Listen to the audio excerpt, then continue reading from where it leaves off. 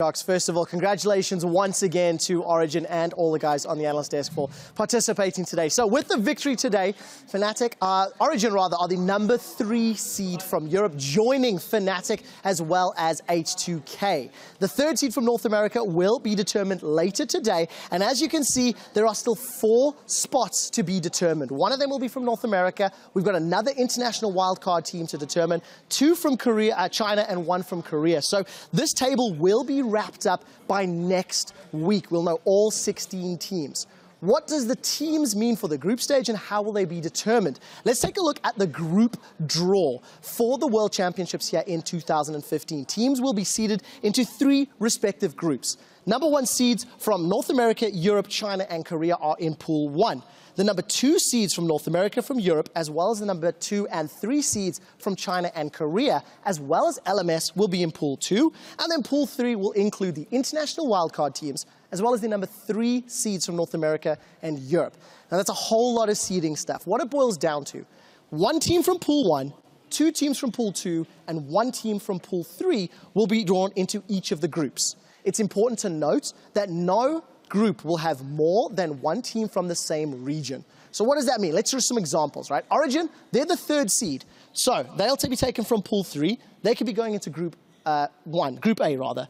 They could be joining the likes of TSM from Pool 2. If H2K get drawn, H2K will then jump to Group B because they cannot be in the same group. And then obviously one of the groups from the top of the table, let's assume it's Fnatic, they bounce to C, let's assume they draw CLG, then Amazing gets his wish and he gets to compete against CLG on the world stage. It's still very weird seeing CLG on the world stage. Doublelift on not the analyst desk is something I'm just not familiar with at all, but I wish them all the best. I wish them luck at Worlds. The group draw will be taking place before Worlds commences. Obviously, once we know all 16 teams next week, we will be revealing the specifics of the live group draw show that will take place with the PTL team. So I'm looking forward to it. I'm definitely looking forward to seeing how the cookie crumbles and how the groups shape up and shake out. And I'm especially looking forward to hearing our analysts talk about the groups and how they're going to compete with one another.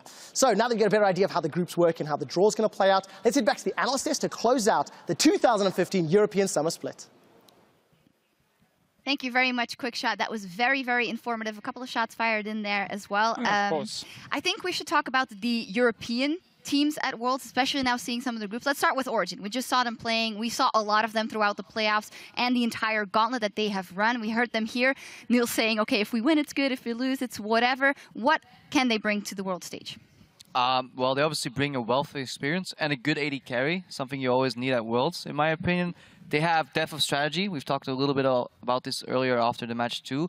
But they're bringing a couple of weaknesses. They have time to fix it, but when they get challenged the way they did like against Rocket, and in some parts of these games, that will get completely torn apart against one of the better Eastern teams at Worlds. Yeah, and they have that last seed as well coming in. Yeah, so rough. You can get like LGG, SKT, Coup Tigers coming in, whatever it is. I mean, we don't even know the remaining teams from China, but all of them will be insanely difficult to play against, especially because Origen, if you do make a mistake in the early game at Worlds, you will get punished so hard. And that's something they need to fix, but at the same time, you got some time now. You can be very happy with your performance so far in Europe. And as you said, they have the players who's been on that stage before, which does mean a lot.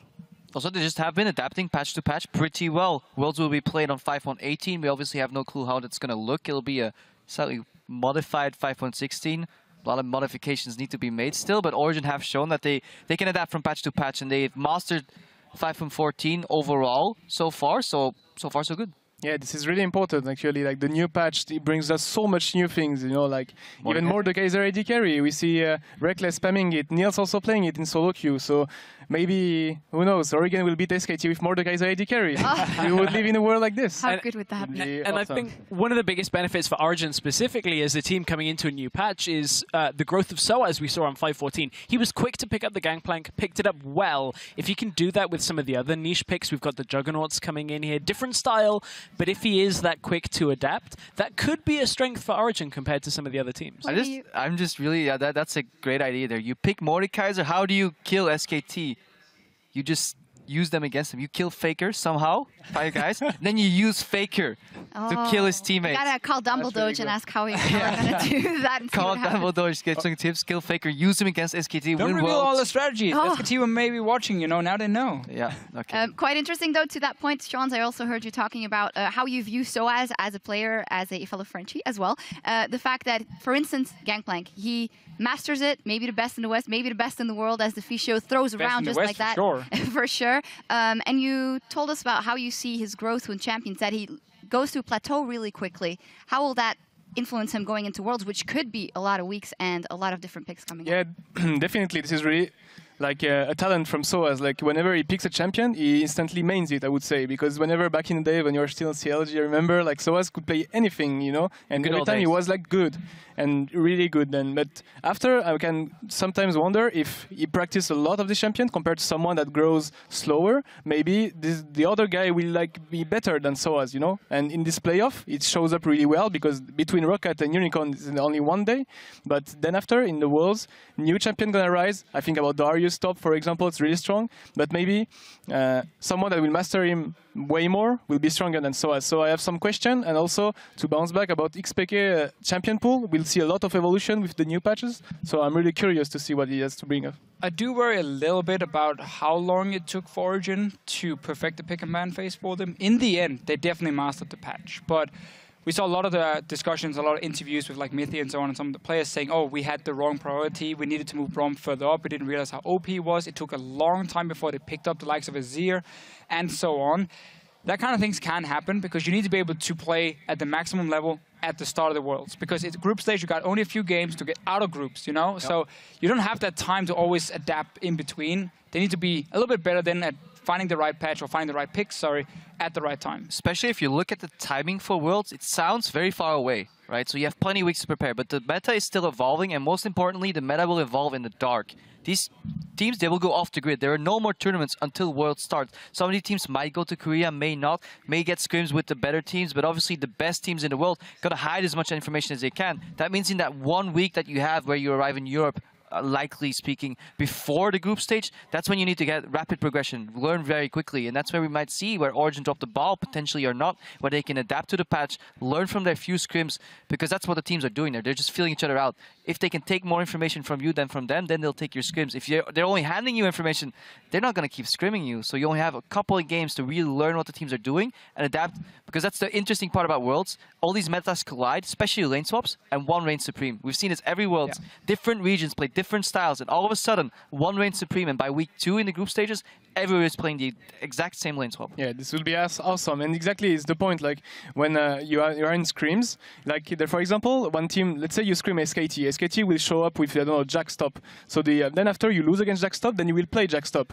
Then you will play with another team in scrim. So they will see that Jack stop is strong, they will play Jack stop. But then after SKT comes back, they find something to counter Jack. So then you play the counter of Jack, and everything's a circle until the point where it's Worlds. And when it's Worlds, then you have to be the most prepared compared to what you have seen in scrim. And this is where it might be funny. It's Worlds. Yeah, like you guys are saying. I'm not even saying it. Oh, you guys just said it. Okay, fine. Some of the changes that have been Worlds soon. We had that yesterday.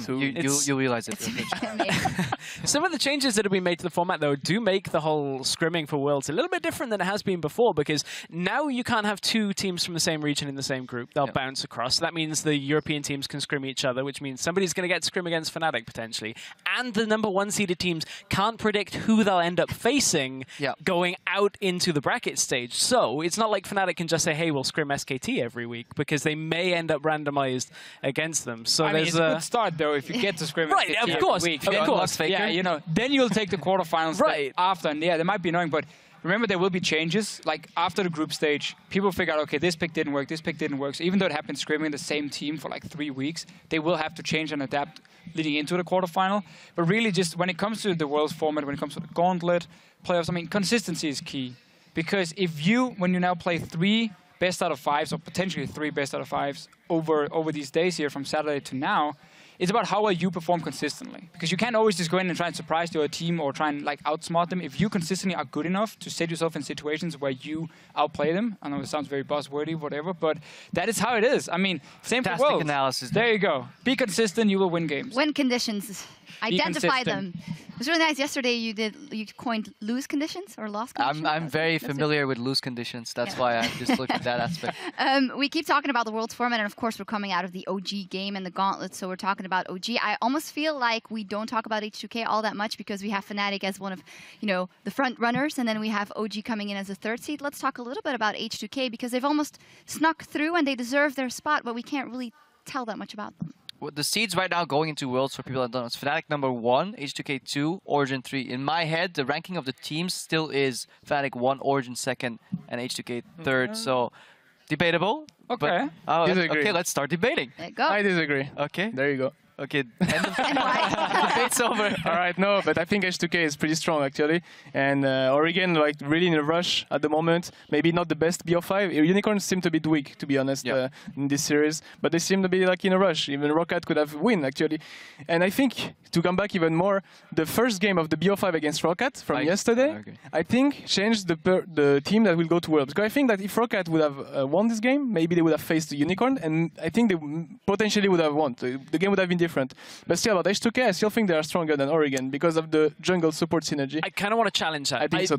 I think H2K you will see. are better when they have learned one single way and they're going to play that way and they'll do it well. As soon as that second week of groups changes and they have to play a different way in a week, that's where we saw them struggle. The patch changed. Everybody else started lane swapping better and H2K fell behind. They didn't adapt to how people found counters to their lane style. Yeah. And then at the same time, looking at the semifinal where Origen played H2K, I feel like it was because Mythi and Amazing were better than Lulix and Kasing together that Origen won the matchup. So unless Lulix and Kasing can really find that synergy leading up to Worlds or leading into Worlds, I think Origen will be the stronger team. But then again, that's if they play each other. Yeah. Now they got to be able to again play against all these other teams here, and they can also expose a lot of these weaknesses we see from both teams. I just think H2K as a team has had issues adapting. When Cinderhulk came out, they had issues adapting. When they had these genius lane swaps, week 1 to, I believe, 4, they had the best lane swap in the entire LCS. We were praising them constantly because they were really moving out Oruwamne, getting him behind in CS, but using him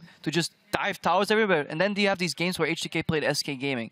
Lulix was walking in one by one. Kasing wasn't with him. They tried to dive. Obviously, SK knew this was coming. They just stood at their towers, zoned them off, and suddenly H2K fell apart. And this happened multiple times overall. They'll need to change their dependency on what's used for them and learn how to adapt on the fly. If they get better at that, then obviously they can do well at Worlds. H2K was the first team together with Fnatic to kind of perfect the dives after lane swaps, which has been the most effective way of kind of play. Like after lane swap is over, you get that numbers advantage where 4 guys go top and like kill the poor top lane who tries to get a little bit of farm. You dive him instantly, and it's very low risk play because you have set up the vision in advance. They were the first team together with Fnatic to really do that well in Europe. Problem is everyone else adapted it because, again, it was clearly the best style, so everyone else learned it. Yep. And then suddenly it wasn't as low risk, high reward anymore because now teams were ready for it. They would counter it or they would do exactly the same on the other side of the map. And then suddenly H2K didn't get that advantage. So they got to show now, with a few more weeks, that they can fix some of the synergy problems we have seen between maybe jungle and the rest of the team. And then also when it comes to new lane swap, new picks and bans. A lot of what we're talking about, though, is how H2K have done in Europe. We've never seen them outside, but I don't feel confident that any European team other than Fnatic are going to get out of groups. You look at the problems Origen has, the problems H2K has. You put them up against a number 1 seeded team for any of the other regions. And against a number 2 seeded China, Korea team, potentially even LMS. We always underestimate LMS teams. You forgot NA. Who? Well, just objective. By the way, we will be moving over to NA after this is wrapped up, but we were done quite early, so that gives us some chance to talk about this. But hey, I didn't mean to bail you out. No, Keep going. It's fine. All I'm saying, this is a hole that I feel like there is a clear escape from, because I think their weaknesses will get exploited against the second-seeded and first-seeded teams from other regions. Oh, definitely. So I think H2K overall have shown that they're not the strongest in lanes, and these teams go showing up in Worlds, they will punish you. I just can't wait for the relatively slow and steady 2v2 lane meta in bot lane, whether they're matched top lane or bot lane, to just get destroyed by Chinese bot lanes. That is what I want to see. You want to see EU suffer, or what? I want to see people get kills in the lane. Yeah, actually, it's true that it has been a bit slow recently in terms of kills. It's always max range. Yeah, kinda. It's like, okay, we don't take any risk. It's most likely about rotations, about movement as a team and things like this. But I think that actually watching China and Korea is totally different. Yeah. When China groups 5 people at your first red buff, 3 minutes, 30 seconds in the game, and you're not ready for this, You take the tower and give them the red buff. no. I'm just saying it. To be fair, yeah, China starts fighting 5 minutes. It'll be exciting at least to see the styles clash. That is. It will. And I agree. obviously China has changed quite a lot. It's no longer the, oh, it's Chinese aggression, that's the only thing there is. No, there are some teams who are fantastic macro play. They're very good at knowing when to set up the right fights and how to start them. And then you add in the fact their individual ability of some of these players. Like Mostly junglers. Mostly junglers. I mean, that's a bonus, but you got some star players coming over from Korea. You have some of the Chinese players with mechanics that are just insane. So you have that together with a team who are now very good at setting up objectives and know when to fight. That is so difficult to deal with, and also why China right now is, in my opinion, the most competitive region. And if we look at it, basically, even though we haven't only seen LGD as the qualified team, the 3-4 remaining teams can all be a threat at Worlds if they manage to qualify. Yeah, compare that to Europe, we can't make that same statement over here. We can definitely say Fnatic could do well against these teams, but then even though the first seed could potentially, you could see losing against different Chinese teams overall, and that's why it's going to be very exciting to see how that plays out. Whether EDG actually gets to Worlds, even though everybody expected them to be full-on getting in there, but then they don't expect it. They don't expect it. They came out to say, like, we're very worried about this. This may not happen.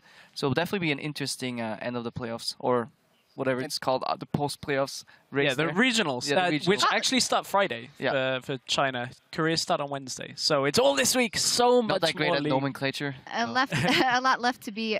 You are dropping big words, though. That's what I do. Anyway, a lot left to be decided. Very, very interesting discussion and a lot to discuss going into the rest of the season. It's not all over, though, yet here in Europe. The European representatives at Worlds are locked in, but it's time to look towards the bottom of the summer standings and fight to stay in the LCS. We've got Sean's right here. 2016 Spring Promotion Tournament that takes place next Saturday, September 5th, as SK Gaming and Gambit defend their spots in the LCS against Gamers 2 and Mouse Sports. All right, well, let's look at that. Sean's, of course, you've been practicing a lot with the team. You have Pinoy coming in there for you guys as well. How's that been going?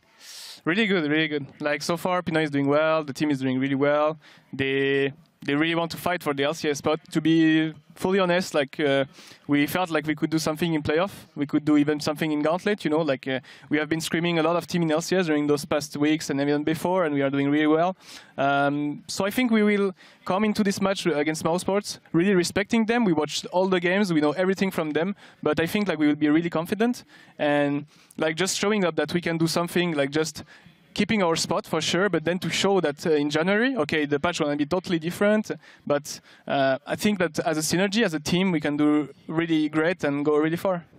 I don't think there's any question that Gambit would be heavy favorites for that match. I mean, that's the one we're all looking at saying, okay, Gambit, big favorites, they should be able to requalify. The other match, Gamers 2 versus SK Gaming, that's... On paper, is tilted toward SK Gaming. But then we don't really know what's been going on and how much they've been practicing. Gamers 2 have, of course, been super try-harding for this. We know how badly they want to get into the LCS.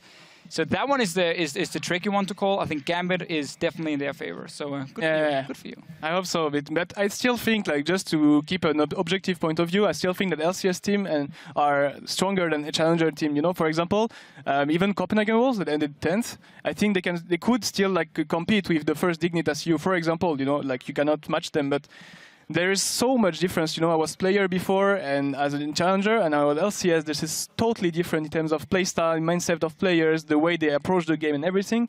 That I still think LCS team has always a little bit of lead before even, like you see the players or anything coming up. Only one advice, just don't give them 5 dragons.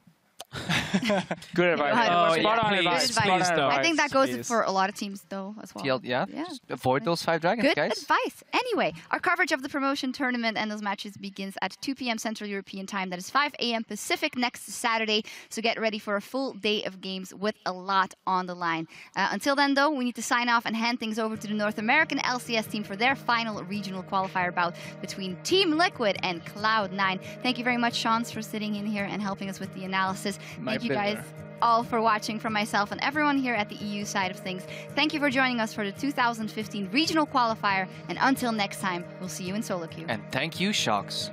Bye. You're welcome. Reverse sweep. Hey. Sweep hype.